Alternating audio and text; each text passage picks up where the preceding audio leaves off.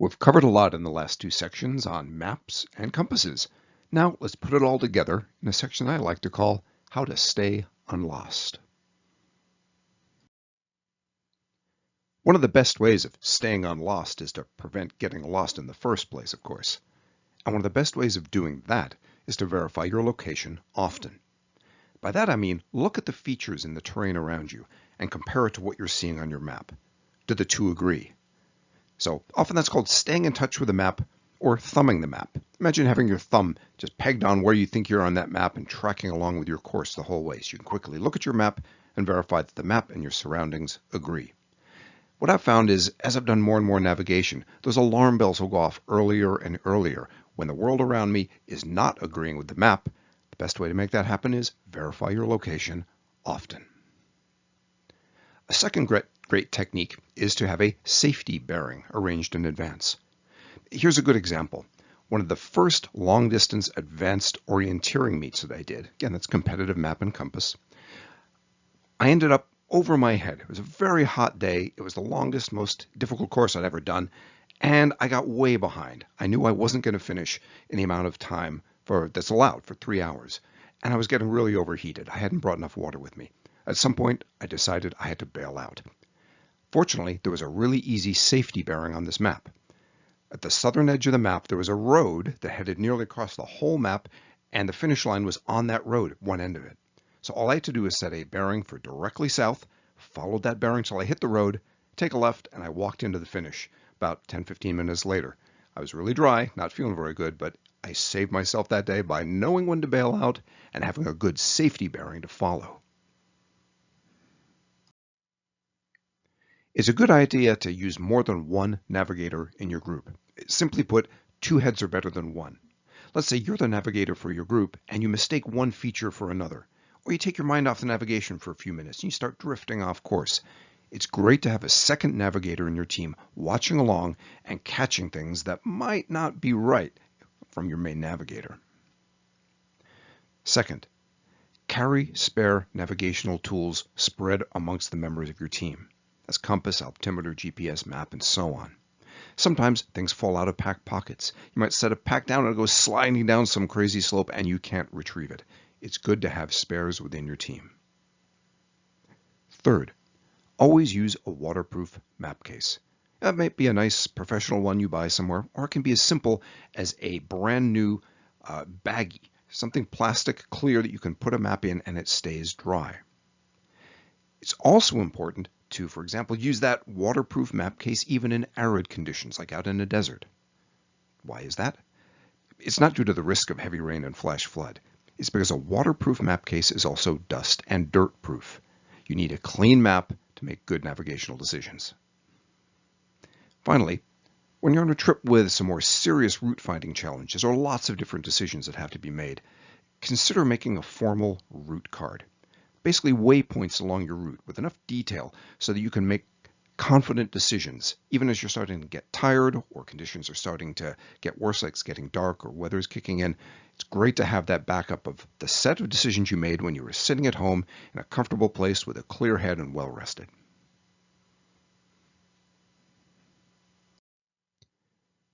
If you're traveling through some bland or featureless terrain, or maybe you're worried about, say, the weather turning on you, it might be useful to mark your return route if you're coming back along that same path with a strip of brightly colored plastic tape. You can get the surveyor's tape at Home Depot and other places. Be sure to collect it when you hike out, of course, but it's great to have it there if you're worried about being able to identify your route as you're coming back along it. Don't allow your climbing team to become widely separated. It really is a big waste of time to have to stop and go and find that lost member. You don't want to just blindly continue on and hope they're following. Keep your team together.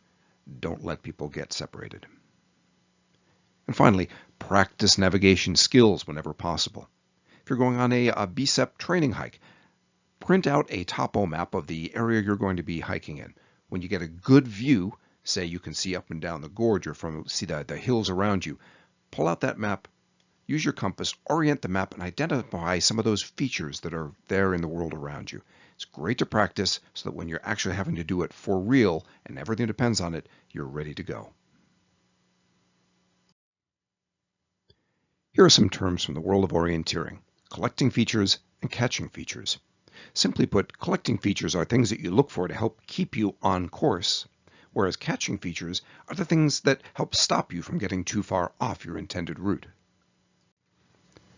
So on the left, if we were trying to navigate to that thing in the middle of the woods as a collecting feature, that's kind of hard to find. There's probably not a lot around that that'll help you make sure you get there quickly and easily. Whereas if you pick something, say on the backside of that lake, the lake is a great collecting feature. It's going to be pretty easy to find. It's sort of hard to miss. You might be off a little bit on your route, but you're going to see that lake. So you hit the lake, go around behind it, and continue on. Catching features, on the other hand, there's several on that little map at the right. So if we start at ST and we're heading towards the destination at DEST, if I head off a little bit to the right of my intended course, well, I'm going to hit that pond or little lake there. If I end up deviating off to the left, I'm going to run into that hillside. And there's a special name for the road at the back. If I go beyond my destination, go too far, that road acts as a backstop. It stops me from going too far.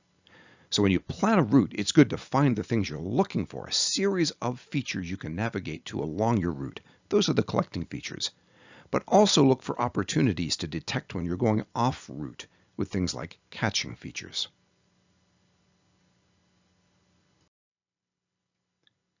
Here's a great technique that seems a bit counterintuitive at first, but really works well, called aiming off or intentional offset. For example, look at the diagram there. I want to go from the little flag symbol there in the lower left to the second flag symbol, which is at the stream junction. What I could do is set a bearing from one flag to that stream junction and follow that bearing religiously, and I'm going to hit the stream junction. Except it's easy to wander off a little bit, and when you hit the stream, that's all you're at. You're not at a stream junction. You're somewhere on that stream, but you don't know if you're to the left or to the right of your actual target. So what do? Well, you have to flip a coin and choose. Try heading to the left, try heading to the right. Do one of them. After you've walked for several minutes along the stream, you might realize, yeah, that was the wrong way. I've wasted some time. You turn around, you walk back the other way, and quickly encounter the stream junction. A way to avoid that waste of time is by aiming off. If you see the arrow that's drawn there between the two flag symbols, if I intentionally aim off a bit to the left, set a bearing to the left of that flag, and I follow that bearing, I'll hit the stream. But then I can confidently turn to the right, walk down the stream a ways, and I should hit that stream junction. You're basically increasing your odds. If you vary a little bit to the left or a little to the right, it doesn't matter. You're going to end up a little to the left of your final destination. You turn and head towards it. This works when you have a feature like that stream that's going left or right across the map, and you can hit it. A linear feature is perfect for hitting it, taking a turn, and getting to your destination. You intentionally aim off to one side, so you're sure of which way to turn when you hit that linear feature. Okay, let's say the worst has happened. Something's gone wrong, and you realize you're probably lost. Well, what can you do? First thing to do is don't keep blundering on. Stop. Think about it. Look at your map. Where were you last when you were absolutely sure of your position? Sometimes you can simply turn around and backtrack there. If you're following a trail, if you're following a ridgeline, something like that, you can sometimes turn around and head back to that, I knew exactly where I was here, revisit the decision you made, really check the map, and resume course with an improved understanding of where you are and where you should go. Sometimes you may not have the luxury of that, turn around on the trail. You can do something called create back bearings. That requires you to be able to see some large features off in the distance, and you can essentially sight them on your map and draw a bearing from that back to where you believe you are. The bearing you get to that feature, you turn around 180 degrees, draw on your map, and when you have 2 or 3 of them intersecting, that shows you where you really are.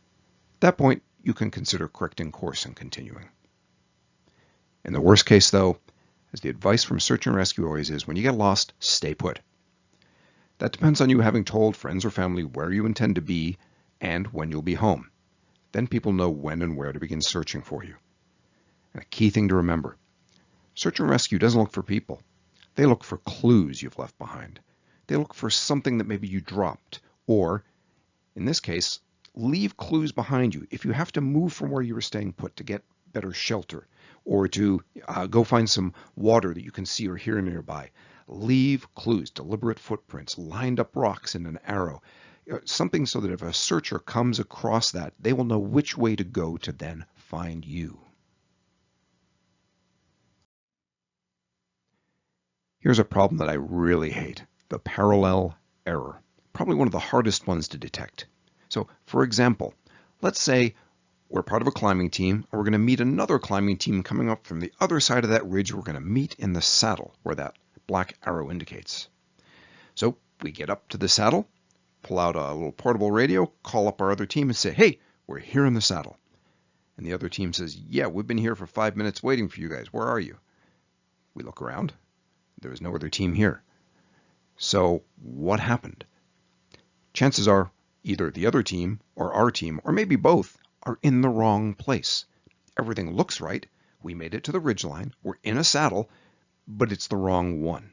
We're somewhere else along that linear feature. We're at the wrong bend in the river. We're at the wrong saddle on the ridge. We're at the wrong bend in the trail.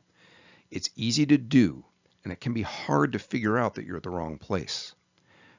When you discover something's gone wrong, one of the best things to do is use some of that localized information. For example, the 3 saddles along this ridge are subtly different, aren't they? The one in the middle is a bit shallower and very short. The one off to the left, where our intended target was, is a bit broader, a little deeper. And the one off to the right is really long and ends up with a much higher peak on the right than on the left. So if you look at that local information, you can often figure out, oh, wait, we're in the wrong saddle. We're probably at that shallow one in the middle. We have to move to the left along the ridgeline to get to where we really want to be. Again, this can be hard to detect because you think you're at the right place, but something else is telling you you're not.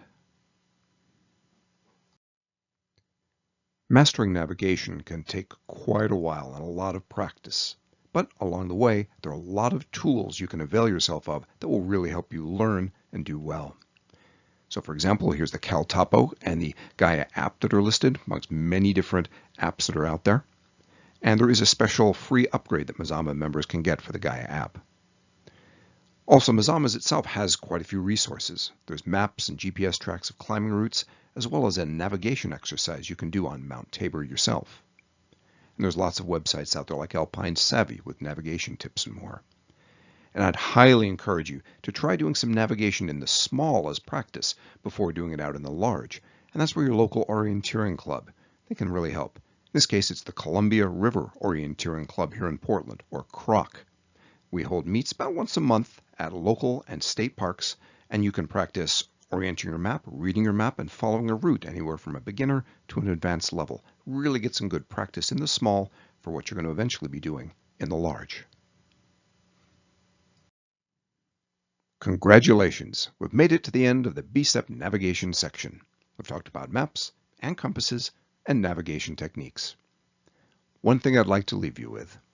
You can study your maps, you can learn good compass technique. What it really takes, though, is just plain old practice. Get out there, read your map, use your compass, learn how to connect that map to the world around you, and you'll do well.